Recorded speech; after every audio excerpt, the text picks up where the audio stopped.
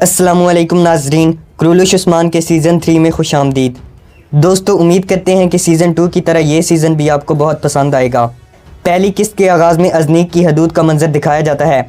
उस्मान और उसके सिपाहियों ने बजंतीनी रूप धारा हुआ था और वो एक बेड़े पर सवार होकर नदी में सफ़र कर रहे थे। दूसरी तरफ जारकुताई ने भी अपना चेहरा ढांपा हुआ था और वो भी अपने बेड़े का चप्पू चलाने में मसरूफ़ था। इधर पादरी ग्रेगोर अपने एक आदमी से पूछता है, हमें यहाँ से ले जाने वाले कब तक पहुँचेंगे एंद्रियास? एंद्रियास कहता है, हाकिम रोगातोस के एलची के मुताबिक तो उन्हें पहुँचे हुए काफ़ी वक्त भी गुजर चुका होगा।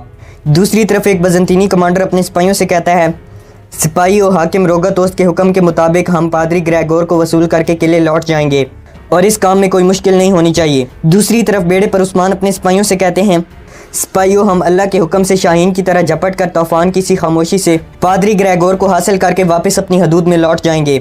ये सुनकर उस्मान के सिपाही इंशाल्लाह कहते हैं। इधर पादरी ग्रेगोर अपने आदमियों के साथ रोगातोस के कमांडर का इंतजार कर रहा था। एंद्रियास जारकुताई के बेड़े को देखकर कहता है, जनाब, वो हमें लेने आ रहा है। जारकुताई अपना बेड़ा पादरी ग्रेगोर के पास लाता है और फिर अपने मुंह से नकाब हटा देता है। जारकुताई पादरी ग्रेगोर से कहता है, बेल्जिक किले के हाकिम रोगातोस ने मुझे आपको लाने के लिए भेजा है। हाकिम रोगातोस के मुखलिस सिपाही आपके मुंतज़िर हैं। इसके बाद जारकुताई अपना हाथ आगे बढ़ाता है और पादरी ग्रेगोर बेड़े पर सवार हो जाते हैं। जारकुताई पादरी के हाथ का बोसा लेता है तो पादरी कहता है, खुदावन तुम्हारी हिफाजत करे बेटा। इसके बाद जारकुताई बाकी लोगों को भी बेड़े पर सवार करवा देता है, मगर एंद्रियास को जारकुताई पर शक हो जाता है। जारकुताई बेड़े का चप्पू चलाता है और पादरी को लेकर नदी में आगे बढ़ जाता है। इधर उस्मान और उसके सिपाही एक जगह पर अपना बेड़ा रोकते हैं। बेड़े से नीचे आने के बाद उस्मान अपने सिपाहियों से कहते हैं, हम यहीं इंतज़ार करेंगे, देखते हैं कि वो लोग कब हमारे पंजों में आ फंसते हैं। उस्मान बाईसुंगुर सिपाही से कहते हैं, तुम अपनी जिम्मेदारी से वाकिफ़ हो। ये सुनकर बाईसुंगुर वहाँ से अपने घोड़े की जानिब चला जाता है। बाईसुंगुर अपने घोड़े पर सवार होता है और घोड़ा वहाँ से दौड़ा देता है। दूसरी तरफ जारकुताई पादरी वाले बेड़े को लेकर आगे बढ़ रहा था। जारकुताई गलत रास्ता लेता है तो एंद्रियास जारकुताई को बाजू से पकड़ कर कहता है, प्यारे दोस्त, ये तुम कहाँ जा रहे हो? कमांडर थियोडोर और वफादार सिपाही किस मकाम पर मुंतज़िर हैं? जारकुताई कहता है, जनाब, किनारे पर मुंतज़िर हैं। ये सुनकर पादरी खड़ा हो जाता है और जारकुताई के पास आते हुए कहता है, हैरत की बात है, हालांकि उन्हें शतलगा के आसपास इंतज़ार करना चाहिए था, या फिर हम समझने में गलती कर रहे हैं। ये सुनकर जारकुताई मुस्कुराने लगता है। फिर जारकुताई जैसे ही चप्पू चलाने में मसरूफ़ होता है तो पादरी ग्रेगोर अपने एक आदमी को इशारा करते हैं। पादरी का आदमी तलवार की कोनी मारकर जारकुताई को नीचे गिरा देता है और फिर दो आदमी जारकुताई को पकड़कर उठाते हैं। पादरी जारकुताई से पूछता है, तुम कौन हो?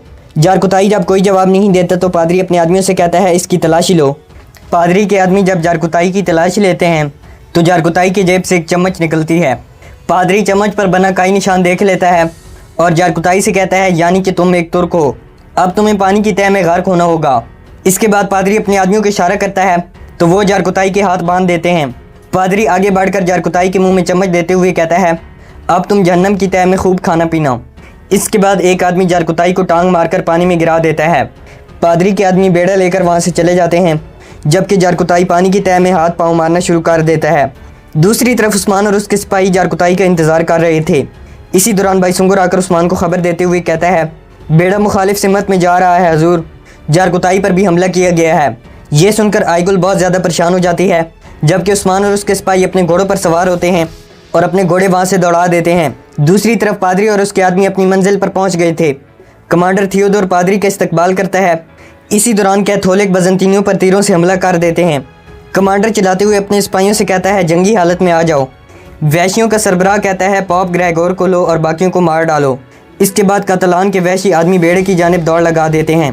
पादरी ग्रेगोर चिल्लाते हुए कहता है, लानत हो, ये लोग कहाँ से आ टपके। कतलान के आदमी कमांडर थियोडोर और उसके सिपाहियों पर हमला कर देते हैं। इसके बाद पादरी के मुहाफिज आदमी बेड़े को एक तरफ ले जाते हैं, मगर वैशी फिर भी उनका पीछा नहीं छोड़ते और उन पर दोनों तरफ से रस्सियाँ फेंक कर बेड़े को अपनी तरफ खींचने की कोशिश करते हैं। पादरी के मुहाफिज आदमी फेंकी गई तमाम रस्सियों को काट देते हैं। ये देखकर कुछ वैशी नदी में छलांग लगा देते हैं और बेड़े पर सवार होने की कोशिश करते हैं, मगर पादरी के मुहाफिज उनके सीनों में भी अपनी तलवार उतार देते हैं। आखिर में तमाम मुहाफिज मारे जाते हैं और एक वैशी बेड़े पर सवार होने में कामयाब हो जाता है। जैसे ही वो वैशी पादरी ग्रेगोर की जानिब बढ़ता है तो इसी दौरान उस्मान एक तरफ से तीर चलाते हैं जो वैशी के सर के आर पार हो जाता है और वो वैशी नीचे पानी में गिर जाता है। इसके बाद उस्मान अपना घोड़ा वहाँ से दौड़ाते हैं तो कतलानिया के वैशी उस्मान पर तीर फेंकना शुरू कर देते हैं। ये देखकर उस्मान अपने घोड़े से छलांग लगा देते हैं और पानी में उतर जाते हैं। इसके बाद उस्मान के सिपाही भी मंजर आम पर आते हैं और वो भी पानी में छलांग लगा देते हैं। उस्मान तैरते हुए पादरी के बेड़े के पास आते हैं और बेड़े पर सवार हो जाते हैं, जबकि उस्मान के सिपाही कातलान के बाकी आदमियों का मुकाबला करने में मसरूफ़ हो जाते हैं। एक भारी भरकम वहशी उस्मान के बेड़े पर सवार हो जाता है और वो उस्मान पर हमला कर देता है, मगर उस्मान खुद को उसके हमले से बचा लेते हैं और उस वहशी का जिस्म अपने खंजर से छलनी कर देते हैं। भारी भरकम वहशी को उस्मान के खंजर को कोई असर नहीं होता। उस्मान जैसे ही खंजर वहशी के सीने में घोंपने लगते हैं तो भारी भरकम वहशी उस्मान को गिलेबान से पकड़ लेता है और उस्मान को उठाकर बेड़े पर दे मारता है। इसके बाद वो वहशी उस्मान का गला दबाने लगता है। उस्मान अपनी हिफाजत करने की भरपूर कोशिश करते हैं और अपना खंजर कई मरतबा वहशी की कमर में उतार देते हैं। आखिर में उस्मान अपना खंजर वहशी की गर्दन में घोंप देते हैं तो वो वहशी हिम्मत हार जाता है और पानी में गिर जाता है। उस्मान बड़ी मुश्किल के साथ खड़े होते हैं तो इसी दौरान एक और वहशी बेड़े पर आकर उस्मान पर झपट पड़ता है और उस्मान को उठाकर अपने साथ पानी में ले जाता है। इधर उस्मान के सिपाही भी पानी में कातलान के आदमियों का मुकाबला करने में लगे हुए थे। कातलान के आदमी काफ़ी ताकतवर साबित होते हैं, जिसकी वजह से उस्मान और उसके सिपाहियों को काफ़ी मुश्किल पेश आती है, मगर आखिरकार उस्मान और उसके सिपाही तमाम वहशियों को ख़त्म करने में कामयाब हो जाते हैं। उस्मान जैसे ही दोबारा बेड़े पर आते हैं तो कातलान के दो आदमियों ने पादरी ग्रेगोर और एंद्रियास की गर्दन पर अपनी तलवारें रखी हुई थीं। उस्मान को देखते ही वो उस्मान पर हमला कर देते हैं, मगर उस्मान उन दोनों को मारने में कामयाब हो जाते हैं। उस्मान की नज़र नदी के किनारे पर पड़ती है तो जारकुताई अपनी चम्मच बुलंद करके हंस रहा था। जारकुताई को देखकर उस्मान मुस्कुराते हैं, जबकि बौरान कहता है, वाह पागल आदमी। आखिर में पादरी ग्रेगोर और एंद्रियास खड़े हो जाते हैं, जबकि उस्मान उन्हें घूरने लगता है। दूसरी तरफ कमांडर थियोडोर अपने घोड़े पर सवार होता है और घोड़े को वहाँ से दौड़ा देता है। वहशियों का सरबराह तमाम बजंतीनियों को ख़त्म कर चुका था। एक आदमी वहाँ आकर उससे पूछता है, सब खत्म हो गए मगर पादरी कहाँ है? वहशी आदमी कहता है, ये तुम्हारी जिम्मेदारी थी डैगो। इन लोगों को ख़त्म करने का काम मेरा और पादरी को हासिल करने का काम तुम्हारा था। दूसरी तरफ उस्मान और उसके सिपाही पादरी ग्रेगोर को लेकर बेड़े पर आगे बढ़ रहे थे। उस्मान पादरी ग्रेगोर से कहते हैं, आज के बाद आप काई सरदार अर्तुल गाजी के बेटे उस्मान साहब के कब्ज़े में रहेंगे। पादरी ग्रेगोर कहता है, मैं तुम्हारा नाम सुन चुका हूँ और मैं तमाम मशरिकी कलीसाओं को आपके बच्चों और औरतों पर ढाए गए जुल्म के खिलाफ बद्दुआएं के कह चुका हूँ। ये सुनकर उस्मान और उसके सिपाही मुस्कुराने लगते हैं। पादरी ग्रेगोर कहता है, उस्मान बे, अगर आप मुझे कत्ल करना चाहते हैं तो काट डालें, मैं आपसे खौफज़दा नहीं हूँ। उस्मान कहते हैं, आला, अब आप फिक्र मत करें, आपकी जानो माल हमारे पास अमानत है। उस्मान अपने सिपाहियों से कहते हैं, हम कबीले में खुफिया तौर पर दाखिल होंगे। इसके बाद बेल्जिक किले का मंजर सामने आता है।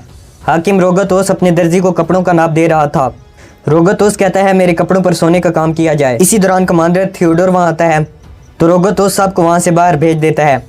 रोगतोस कहता है, थियोडोर, ये तुमने कैसी हालत बना रखी है, अब मुझे बताओ पादरी ग्रेगोर कहाँ है? ये सुनकर थियोडोर कहता है, पता नहीं जनाब, हम उसे नहीं ला पाए। रोगतोस पूछता है, मेरे सिपाही कहाँ हैं? थियोडोर कहता है, सब के सब मारे गए जनाब। रोगतोस चिल्लाते हुए पूछता है, वहाँ क्या हुआ था? थियोडोर कहता है, हम पर कतलानियों के आदमियों ने हमला किया जनाब। रोगतोस कहता है, वो लोग पादरी ग्रेगोर को क्यों अगवा करेंगे? थियोडोर कहता है, जनाब वो तो सालों से इसी लम्हे के मुंतज़िर थे, मेरे पास बहुत माहिर सिपाही थे, मगर फिर भी वो हम पर गालिब आ गए। रोगतोस कहता है, पादरी हमारे लिए बहुत अहम था। थियोडोर कहता है, पादरी को कोई और ले गया है जनाब। इसके बाद फ्लैशबैक सीन दिखाया जाता है। थियोडोर अपने घोड़े पर सवार होकर मैदान जंग से भाग रहा था कि इसी दौरान उसकी नज़र उस्मान और उसके सिपाहियों पर पड़ती है, जो पादरी ग्रेगोर को भी अपने साथ लेकर जा रहे थे, मगर चूंकि उस्मान के सिपाहियों ने बजंतीनी लिबास ज़ेब तन किया हुआ था, इसी वजह से थियोडोर उन्हें पहचान नहीं पाता। फ्लैशबैक सीन ख़त्म होता है तो थियोडोर रोगतोस से कहता है, वो लोग अपने बजंतीनी ही थे जनाब। ये सुनकर रोगतोस कहके लगाता है और फिर कोसिस का नाम लेता है। रोगतोस कहता है, अगर पादरी ग्रेगोर कोसिस के पास है तो फिर कातलान किसके लिए काम कर रहे हैं? रोगतोस अपना शक जाहिर करते हुए कहता है, तो फिर क्या उन्हें बादशाह ने भेजा था? रोगतोस कहता है, हम ये बात निकोला की दावत में कोसिस से पता लगाएंगे। इसके बाद हरमन काया किले का मंजर दिखाया जाता है। किले का हाकिम मिकाइल कोसिस अपने तख्त के पास आता है और अपने आदमी से पूछता है, ये हालचाल किस लिए है?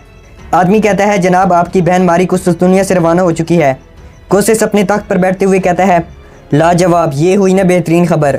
इसके बाद कातलानियों का सरबराह वहाँ आता है तो कोसिस समझ जाता है कि वो खाली हाथ लौटा है। कोसिस कातलानियों के सरबराह अलसल्मो से कहता है, ये बू जंग में शिकस्त खाने वालों की बू है, ये बू वादा ना पूरे करने वालों और नाकाम सिपाहियों की बू है। अलसल्मो कहता है, कोसिस आप भी जानते हैं कि जंग में फ़तह दुरुस्त मालूमात की बिना पर ही हासिल होती है, मगर हमें गलत मालूमात दी गई थी। हमारे अलावा वहाँ पादरी को लेने के लिए पूरा बिथीनिया पहुँचा हुआ था, इसी वजह से पादरी हमारे हाथ से निकल गया। ये सुनकर कोसिस गुस्से से खड़ा हो जाता है और कहता है, मुझे किससे मत सुनाओ अलसल्मो, हमने एक मुआहदा किया था, मैं तुम्हें पादरी ग्रेगोर के बदले सोना देने वाला था और निस्फ सोना मैं अदा भी कर चुका हूँ। कोशिश अलसलमो से कहता है, इस काम में अगर नफ़ामंद रहे तो तुम रहे, और अगर नुकसान में रहे तो वो भी तुम रहे। अलसलमो कहता है, अलसलमो खसारे में नहीं रहता, मैं कितालूनिया से यहाँ खसारा हासिल करने नहीं आया।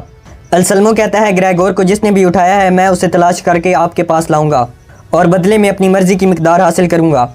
कोशिश कहता है, मैं वादा पूरा करने वाला आदमी हूँ, पादरी को ले आओ और सोना ले जाओ। कोशिश कहता है, मगर तुम्हें तो ये भी नहीं पता कि वो किसके कब्ज़े में है। कोशिश का आदमी कहता है, हम हर जगह अपने आदमी भेज देते हैं जनाब। कोशिश कहता है, ये बहुत अक्लमंदी का काम होगा। कोशिश अलसलमो से कहता है, मैं आज शाम निकोला के यहाँ मदऊ हूँ, देखते हैं कि ख़ुद को हमारे दोस्त कहने वाले किलेदारों की आंखें क्या कहती हैं। कोशिश अलसलमो से कहता है, और तुम कितालूनिया में छोड़ी गई अपनी अक्ल, सोच और रूह को जल्द अज जल्द यहाँ वापस लाओ, वरना तुम अपने वतन खाली हाथ ही लौटोगे। ये कहकर कोशिश दोबारा अपने तख्त पर आकर बैठ जाता है, जबकि अलसलमो वहाँ से चला जाता है। दूसरी तरफ सलजान खातून और कुछ ख़वातीन कबीले में एक जगह पर बैठी थीं। उस्मान का बेटा उरहान भी पहले से थोड़ा बड़ा हो गया था। सलजान खातून मलन को कुछ खाने की चीज़ें तोहफे के तौर पर देती है, तो मलन सलजान का शुक्रिया अदा करते हुए कहती है, सलामत रहें सलजान खातून, आपने यहाँ आकर हमारी खुशियों को चार चांद लगा दिए हैं। बाला सलजान से कहती है, मलन खातून दुरुस्त फरमा रही हैं अम्मी, आप अपने साथ कबीले में खुशियाँ भी लाई हैं। सलजान कहती है, प्यारी बेटी, हसरत बड़ी भारी चीज़ है, मैं तुम सब लोगों के लिए बहुत उदास थी। कुछ देर बाद ख़वातीन खाना लाकर वहाँ पर रख देती हैं। बाला की तबीयत नासाज देखकर गोंचा बाला से कहती है, क्या तुम ठीक हो बाला? बाला कहती है, ठीक हूँ गोंचा, मगर थोड़ी मतली सी हो रही है। ये सुनकर गोंचा बाला को पानी पिलाती है। सलजान खातून उस्मान के बेटे उरहान को दुआएं देते हुए कहती है, अल्लाह तुम्हें लंबी और बरकत वाली ज़िंदगी नसीब फरमाएगा। सलजान खातून उरहान से कहती है, सलजान दादी तुम पर कुर्बान जाए। मलहुन की खादमा गोगचे बाला को एक शरबत पेश करते हुए कहती है, आप कुछ बेहतर नहीं लग रही बाला खातून, मैं ये शरबत आपके लिए गर्म करके लाई हूँ। बाला शरबत पकड़ कर पीने लगती है तो गोंचा बाला को रोक लेती है और कहती है, आओ ज़रा टहल कर आते हैं, तुम्हें सुकून मिलेगा। इसके बाद बाला और गोंचा उठकर वहाँ से चली जाती हैं, जबकि मलहुन खातून सोच में पड़ जाती है। सलजान गोगचे को देखकर कहती है, हमारी ये बच्ची कौन है, पहली बार नज़र आई है। मलहुन कहती है, ये गोगचे है अम्मी, अलाजा अपना घर बसाने के लिए रवाना हुई तो ये मेरी खादमा बनकर आई है। दूसरी तरफ गोंचा बाला को एक तरफ ले जाकर कहती है, बाला ये तुम क्या कर रही थी, उम्मीद से होने की हालत में तुम्हें यह शरबत नहीं पीना चाहिए। इसके बाद गोंचा शरबत को नीचे उंडेल देती है तो बाला कहती है, मैं इसका नुकसान भूल गई थी गोंचा। गोंचे कहती है, खुदा के लिए बाला मोहतात रहो और अपने खाने पीने का अच्छी तरह ध्यान रखो। गोगचे भी छुप कर उनकी सारी बातें सुन लेती है। दूसरी तरफ सोगोत में उस्मान शेख अदेबाली के पास आए हुए थे। शेख अदेबाली कहते हैं, आप बहुत बड़ी लड़ाई में दाखिल हो रहे हैं उस्मान साहिब, मैं तो यहाँ तक कहता हूँ कि अब तक का ये सबसे बड़ा शिकार है कि तालूनिया की आग किसी भी वक्त सोगोत को अपने घेरे में ले सकती है। शेख अदेबाली उस्मान से पूछते हैं, क्या इतनी बड़ी लड़ाई का बोझ बर्दाश्त करने की ताकत आप में मौजूद है उस्मान साहिब? उस्मान कहते हैं, एनातोलिया में तुर्क हज़ारों टुकड़ों में बटे हुए हैं, आलमी इस्लाम शिया सुन्नी बनकर एक दूसरे का गला घूंट रहे हैं। इसी वजह से अगर हम अलग अलग हैं तो इत्तेहाद उनमें भी नहीं होना चाहिए। वो लोग हम पर पाँव रख कर अपने ख्वाब पूरे नहीं कर सकेंगे, बग़ैर नींद की रातें उन्हें भी गुजारनी होंगी, हर बेगुनाह मुसलमान के बहाए गए खून की कीमत उनको भी चुकानी होगी। उस्मान शेख अदेबाली को बताते हुए कहते हैं, शेख मोहतरम, मैं पहले पादरी ग्रेगोर का एतमाद जीतूँगा, सब लोग देख लेंगे कि निजात सिर्फ पॉप के हाथ में नहीं बल्कि इंसाफ का परचम लहराने वाले उस्मान सरदार के हाथ में है। शेख अदेबाली उस्मान को दुआएं देते हुए कहते हैं, आपकी तलवार दो धारी और दिल मजबूत हो उस्मान साहिब, जब तक आपका दिलो दिमाग इसी अंदाज से काम करता रहेगा तो अल्लाह के हुक्म से बेशुमार दुश्मनों के साथ झुकेंगे। दूसरी तरफ जारकुताई आयगुल और कुमराल अब्दाल को बताता है कि वो कैसे पानी से बच निकलने में कामयाब हुआ। फ्लैशबैक सीन दिखाया जाता है कि जारकुताई ने चम्मच के अंदर एक चाकू छुपाया हुआ था। जारकुताई उस चाकू की मदद से अपने हाथ की रस्सियाँ काट देता है और फिर तैरता हुआ पानी से बाहर आ जाता है। फ्लैशबैक सीन ख़त्म होता है तो कुमराल अब्दाल कहते हैं, आशिक कभी नहीं मरते। उस्ताद दाऊद भी जारकुताई की कहानी सुनकर मुस्कुरा रहे थे। कुमराल अब्दाल जारकुताई के लिए एक दवा लाते हैं और जारकुताई से कहते हैं, अब तुम्हें इन जड़ी बूटियों को मुसलसल उबाल कर पीते रहना होगा। जारकुताई दवा पकड़ लेता है और कुमराल अब्दाल का शुक्रिया अदा करता है। दूसरी तरफ गोगचे मलन खातून के पास आती है तो मलन पूछती है, बताओ क्या खबर है गोगचे? गोगचे कहती है, मैंने बाला खातून और गोंचा खातून की बातचीत सुनी है, बाला खातून उम्मीद से हैं। ये सुनकर मलन पर सख्ता तारी हो जाता है और वो गोगचे को वहाँ से भेज देती है। इसके बाद मलन को चक्कर आने लगते हैं और वो चकरा कर उरहान के पास बैठ जाती है। यहाँ पर इस एपिसोड का इख्तिताम हो जाता है।